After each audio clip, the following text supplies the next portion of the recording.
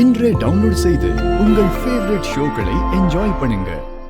நீ இந்த வீட்டோட குலதெய்வம்மா. நீ வந்ததுக்கு அப்புறம் தான் இந்த குடும்பத்துல சந்தோஷம் நிம்மதின்னு ஏதோ கொஞ்சமாவது இருக்கு. இந்த வீட்டுக்கு வர மொத்த பிரச்சனையையும் எனக்கு முன்னாடியே நீயே சரி செஞ்சிடற. அந்த இடத்துல நீதான் இருக்க.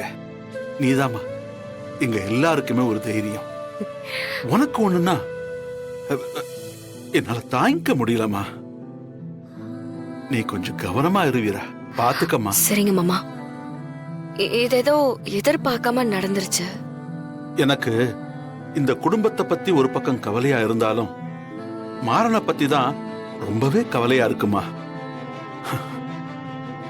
அவன் அவங்க அம்மா அவன் அத்தைக்கு அப்புறம் முழுசா உன்னை மட்டும்தான் நம்பி இருக்கான். அவன் உனக்கு இப்படி ஆனத எப்படி தாங்கிக்க போறான்னு நினைச்சம்மா. அந்த நேரத்துல எனக்கும் அவனை நினைச்சுதான் மாமா ரொம்ப கஷ்டமா இருந்துச்சு. ஆனா வேற என்ன பண்றது மாமா? பிரச்சனைன்னு வந்தா அத நம்ம சமாளிச்சுதானே ஆகணும். அவன் 1000 பிரச்சனை வந்தாலும் சமாளிச்சிடுவாம்மா. அவன் வீட்டு செடி இல்ல, காட்டு மரம். ஆனா உனக்கு ஒண்ணுனா அவனால தாங்கிக்க முடியாதுமா. அவன் அப்படியே உடைஞ்சு போயிடுவாம்மா. எனக்கு நல்லா தெரியும் அவன் உன் மேல எவ்வளவு பாசமா இருக்கான்னு. அவன் உன்னை எப்படி பார்த்துக்கணும்னு நினைக்கிறான்னு எனக்கு ரொம்ப நல்லாவே தெரியுமா. அந்த பாசத்துல அவன் பண்ண தப்பு தான் உன் கழுத்துல தாலி கட்டினது. பரவாயில்லம்மா, ஏதோ கடவுள் புண்ணியத்துல நீ மீண்டு வந்துட்ட. அது வரைக்கும் எனக்கு சந்தோஷம். மாமா விடுங்க, நான் இப்போ நல்லா இருக்கேன். நடந்து முடிஞ்சதெல்லாம் பத்தி பேசி இப்ப என்ன ஆக போகுது?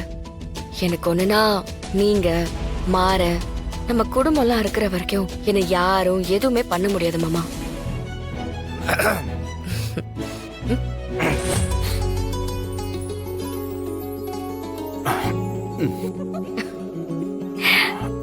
என்ன நடக்குது இங்க?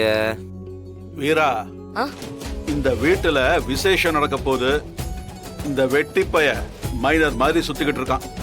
பிறக்க போற குழந்தைக்கு இவன் சித்தப்பன். 4 வேலையை ஒழுங்கா பார்க்க சொல்லு. சும்மா என் நேரமும் வீட்டையே சுத்தி சுத்தி வந்துருக்கு. சொல்லி வைமா.